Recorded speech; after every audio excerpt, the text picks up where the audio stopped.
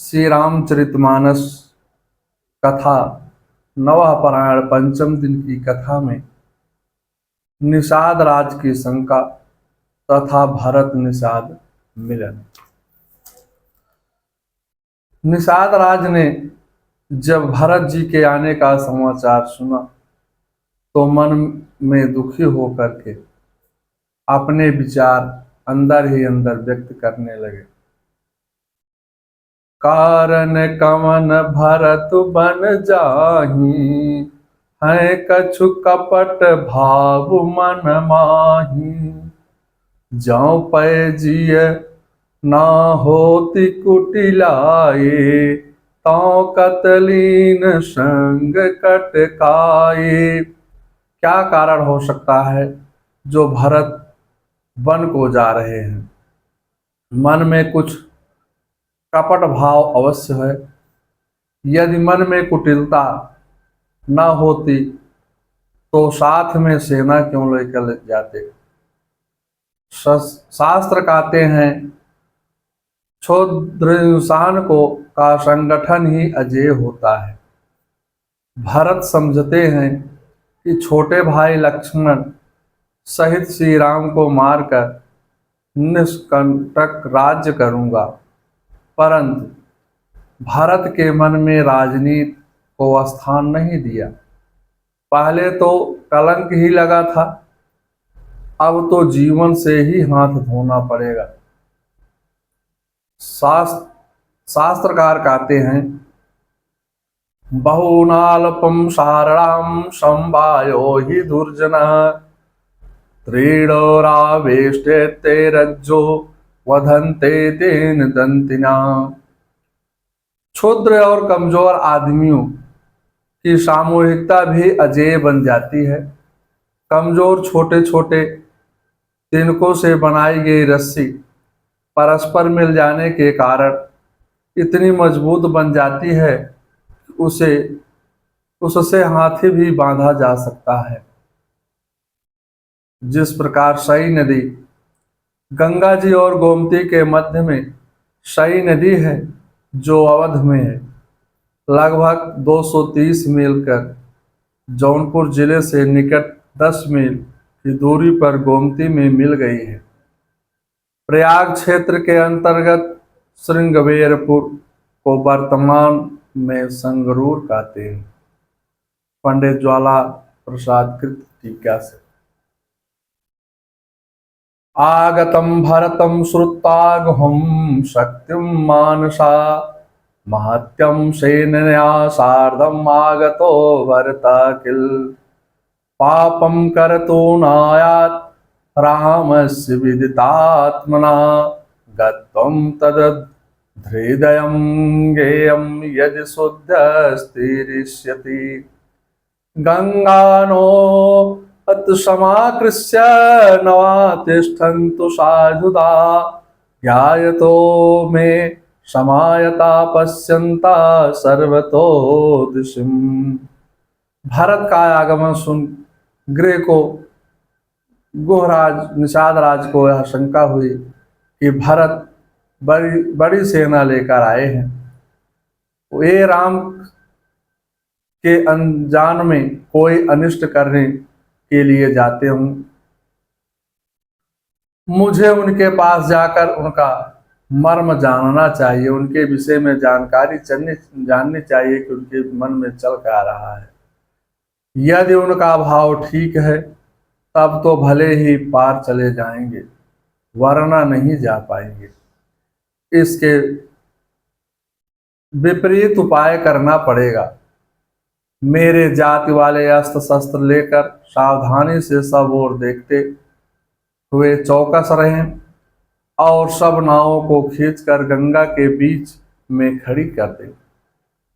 मैं भारत से लोहा लेकर युद्ध करूंगा, जीते जी गंगा के पार नहीं जाने दूंगा। कहने लगा राम के कार्य में और गंगा जी के किनारे इस क्षण भंगुर शरीर का नाश ही श्री राम के भाई भरत के हाथों होगा। इससे अच्छा अवसर कहाँ मिलेगा। क्षण क्षण भंगुर जीवन की कलिका, कल प्रात को जाने खिली न खिले। मलय गिर के सुच शीतल मंद, सुगंध समीर मिली न मिले। करिकाल कुठार लिए फिरता, तन नम्र पे चोट झिली न झिली। कहिले हरि नाम अरे रसना, फिर अंत समय में हिली न हिली। विगत विषाद निषाद पति, सबई बढ़ावऊ छाप। सुमरि राम मागौ तुरत, तरकस धनुष सुनाहु। इस प्रकार श्री राम जी के लिए मैं प्राण समर्पण करके निषाद राज विषाद माने दुख से रहित हो गया और सबका उत्साह बढ़ा करके श्री रामचंद्र जी का स्मरण करके उससे तुरंत ही तर्कस उसने तुरंत ही तर्कस से धनुष बाण धनुष और कवच मांगा। अपने जाति भाइयों से भी युद्ध के लिए तैयार होने का आदेश दे दिया और कहा, हे भाइयों, आज मुझे धोखा मत देना। सभी सुसज्जित वीर कहने लगे, हे वीर, तुम चिंता मत करो, हम जीते जी पीछे नहीं पैर रखेंगे, पृथ्वी को रुंड मुंडमयी कर देंगे। अपनी सेना को तैयार देखकर निषाद राज ने कहा, लड़ाई का ढोल बजाओ। उसी समय बाईं ओर छींक हुई। एक वृद्ध शकुन जानने वाला निषाद से कहने लगा, बोढ़ एक कह सगुन विचारे, भरत मिलई न होई रारे। राम ही भरत मनावन जाहि, सगुन कहे यस विग्रह मनाहि। एक बूढ़े ने शकुन विचार करके कहा, भरत से मिल लीजिए, उनसे लड़ाई नहीं होगी। भरत श्री रामचंद्र जी को मनाने जा रहे हैं। शकुन कहा ऐसा कह रहा है कि विरोध नहीं है। तब निषाद राज कहने लगा, ठीक है, कोई कार्य बिना सोचे विचारे नहीं करना चाहिए। बिना विचारे जो करे, सो पाछे पछताए।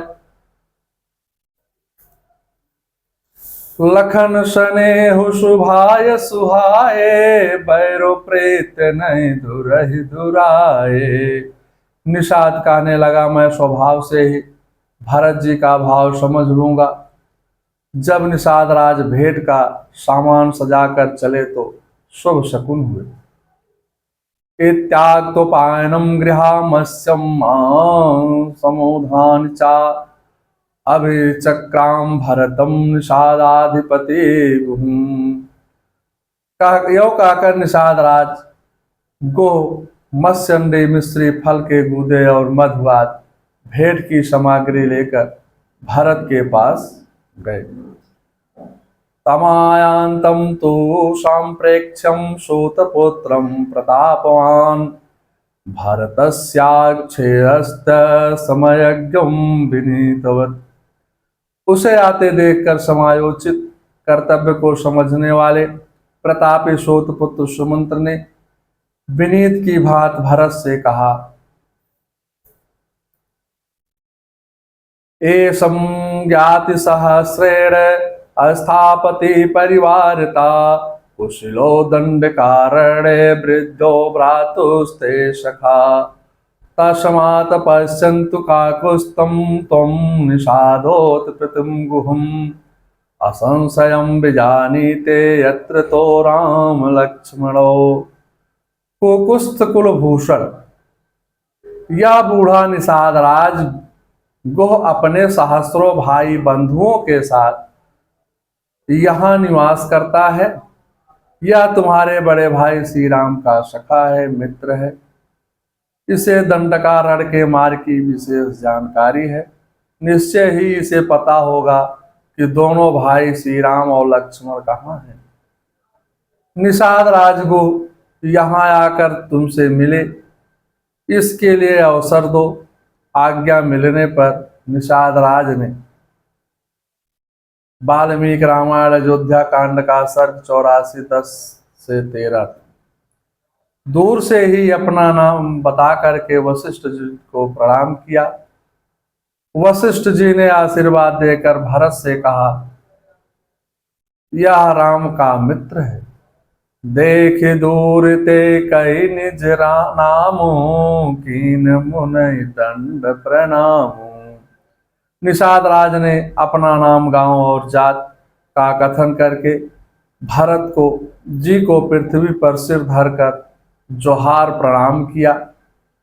भरत जी अपना रथ त्याग कर दंडवत करते हुए निषाद राज को छाती से लगा लिया और ऐसा लगने लगा कि लक्ष्मण से मिल रहा। शीघ्रम उत्थाय भरतो गाढ़ं लिंगम सादरम, प्रेष्टम वानम व्यम अग्रम सखाय देमाव्रे। भ्रातस्त्वं राघवे रात्रं समेत समस्थितं, रामेणालंघितं साद्रनयने आत्मनां। ध्यानोऽसि कृतकृत्योऽसि यत्त्वक्तं परिभासिता, रामो राजीवपात्राक्षो लक्ष्मणेन च सीतया। यत्र रामस्तं दृष्ट्यस्त्रं मानयं सुव्रतं, सीतया सहितो यत्र स्वप्तहर्षं दृश्य मे। त्वं रामस्य प्रीतमो भक्तिमांस भाग्यवान्, इति संस्मृत्य रामं शास्त्रविलोचनम्। भरत जी ने उसे शीघ्र ही उठा करके आदर पूर्वक गाढ़ आलिंगन किया, माने प्रेम से हृदय, मन से मन मिला करके और मन मुख से उसकी कुशल पूछ कर उससे सखा भाव से इस प्रकार बोले, भैया तुम यहाँ श्री रामचंद्र जी के साथ रहे थे और निर्मल हृदय श्री राम ने नेत्रों में जल भरकर तुम्हारा आलिंगन किया था। तुमसे सीता और लक्ष्मण सहित कमल नयन राम ने वार्तालाप किया था, अतः तुम धन्य हो, तुम्हारा जीवन सफल है। हे सुब्रत, तुमने श्री रामचंद्र जी को जहां देखा था मुझे वहीं ले चलो, जहां वह सीता के सहित सोए थे, वह स्थान मुझे दिखाओ। भरत जी इस प्रकार से निषाद राज से विनती करते हैं, तुम राम के प्रीतम सखा और भाग्यवान भक्त हो। इस प्रकार पुनः पुनः राम का स्मरण करने से भरत जी के नेत्रों में जल भर आया। अध्यात्म रामायण अयोध्या कांड का सर्ग 8:22 से 26 तक। तदंतर निषाद राज शत्रुघ्न जी से मिला, फिर सभी माताओं को प्रणाम किया। उन्होंने लक्ष्मण समझकर आशीर्वाद दिया, जिससे छाया स्पर्श हो जाए पर स्नान करने से शुद्धि होती है, उसे ही श्री राम के प्रभाव से भरत जी ने अपने कंठ से लगाया। भरत के शील स्वभाव को देख करके निषाद भाव विभोर हो गया। नगर के स्त्री पुरुष भी बड़े प्रसन्न हो रहे हैं और आगे चले जा रहे हैं। यही विधि भरत सेन सब संगा, देख जाए जग पावन गंगा। राम घाट का कीन प्रणामो, भा मनु मगन मिले जन रामो।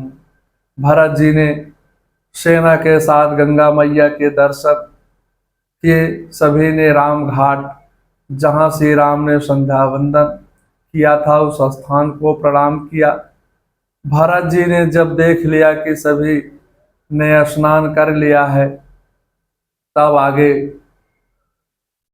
काफिला बढ़ा दी। आगे जाकर के सभी ने अपना अपना डेरा लगा लिया।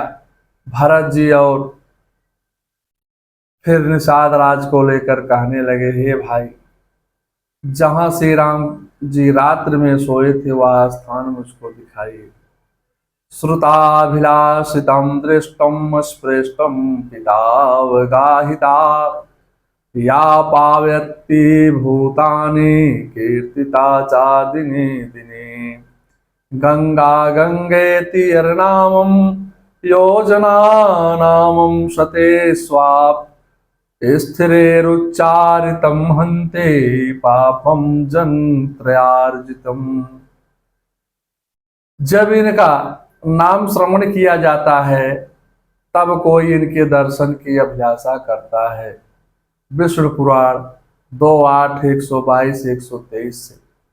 जब इनका दर्शन होता है तब इनका स्पर्श किया जाता है, या जब इनका जल ग्रहण किया जाता है, या जब कोई इनमें डुबकी लगाता है, स्नान करता है, तब इनका नाम लिया जाता है। या इनकी स्तुति की जाती है तो गंगा प्रतिदिन प्राणियों को पवित्र करती है। सहस्त्रों योजन दूर रहने वाले लोगों ने भी गंगा का नाम लेने से 3 जन्मों के एकत्रित पाप नष्ट हो जाते हैं। गंगा सर्वकृत युगे पूर्णं त्रेतयं पुष्करं स्मृतं, द्वापरे अपि कुरुक्षेत्रं गंगा कलयुगे स्मृता। पुनाति कीर्तितां पापं दृष्टा भद्रं प्रयक्षते, अवगाढ़ा चा पीता चा पुनस्त्यात् सत्तमं कुलम। महाभारत वन पर्व 85, 92 और 93 से। कृतयुग सत्ययुग में सभी स्थल पवित्र, त्रेता में पुष्कर सबसे पवित्र, द्वापर में कुरुक्षेत्र पवित्र होता है, एवं कलयुग में गंगा की विशेष महिमा है। गंगा नाम लेने से पापी को पवित्र करती है, देखने से सौभाग्य प्राप्त होता है, मंगल होता है। जब इनमें स्नान किया जाता है या जल ग्रहण किया जाता है तो 7 पीढ़ियों तक कुल पवित्र हो जाता है। जहाँ सिंसुपा पुनीत तर रघुवर किय विश्राम, अति स्नेह सादर भरत कीन्हु दंड प्रणाम। जहाँ पवित्र शोक के वृक्ष के नीचे श्री राम जी ने विश्राम किया था, भरत जी वहां अत्यंत प्रेम से आदर पूर्वक दंडवत प्रणाम किया। कुश साथरी निहार सुहाये, केन प्रणाम प्रदक्षिण जाए। चरण रेख रज आखिन लाए, बनई न कहे प्रीति अधिकाये। कुशों की सुंदर साथरी देख करके उसकी प्रतीक्षा करके प्रणाम किया भरत जी ने। श्री रामचंद्र जी के चरण चिन्हों की रज आंखों में लगाई। उस समय के प्रेम की अधिकता कहते नहीं बनती है। भरत जी ने 2-4 स्वर्णबिंद सितारे जो सीता जी के गहनों कपड़ों में से गिर गए थे, उठा करके अपने सिर पर धारण कर लिया। नेत्र सजल हो गए, सोचने लगे, जिन श्री सीता जी के पिता राजा जनक, जिनकी मुट्ठी में योग और भोग दोनों है, ससुर महाराज दशरथ जी देवराज के पास भी सम्मान पाते हैं। उनके पति श्री रघुनाथ जी हैं। उस पवित्र धारणा करने वाली स्त्रियों में श्रेष्ठ श्री सीता जी के साथरी कुशशैया जो बिछाई थी माता लेटने के लिए, को देखकर मेरा हृदय हा हा कर फट क्यों नहीं जाता है। मेरे छोटे भाई लक्ष्मण जैसा ना कोई भाई हुआ है, ना तो होगा, और ना है ना होगा। ऐसा सुकुमार भाई जिसके परिवार, जिनके शरीर को कभी गर्म हवा भी नहीं लगी थी, वह मन में अनेक कष्ट सह रहे हैं। श्री रघुनाथ जी जो रूपशील गुणों के समुद्र हैं, माता पिता तथा नगरवासियों के प्राण प्यारे हैं, परिवार जिनके बिना श्रीहीन हो गया है, बैरी भी जिनकी बड़ाई करते हैं, वह आज पृथ्वी पर कुशासन पर सोते हैं। विधाता की गत बड़ी बलवती है। निषाद राज कहने लगे, आप शोक मत करो भैया, आपका भाव भी श्री राम में ही है। वह भी उस रात आपको बार बार याद करते रहे थे। श्री राम अंतर्यामी हैं, वह सब जान गए कि प्रतिकूल विधाता के होने से ही माता कैकेयी ने यह सब किया था। मंगलम भगवान विष्णु मंगलम गरुड़ाध्वजा मंगलम पुंडरीकाक्षाय मंगलाय तनोहरि। शांताकारं भुजगशयनं पद्मनाभं सुरेशं वैश्वाधारं गगनसदृशं मेघवर्णं शुभांगं लक्ष्मीकान्तं कमलनयनं योगिविद्यानं गम्यते वंदे विष्णु भयवरं सर्वलोकनाथं। साशंखचक्रं साकरीटकुण्डलं सपीतवस्त्रं सरसीरक्षणं सारवक्षं हस्तलश्रिया नमामि विष्णु शिरसा चतुर्भुजम्। श्री रामचंद्राय नमः।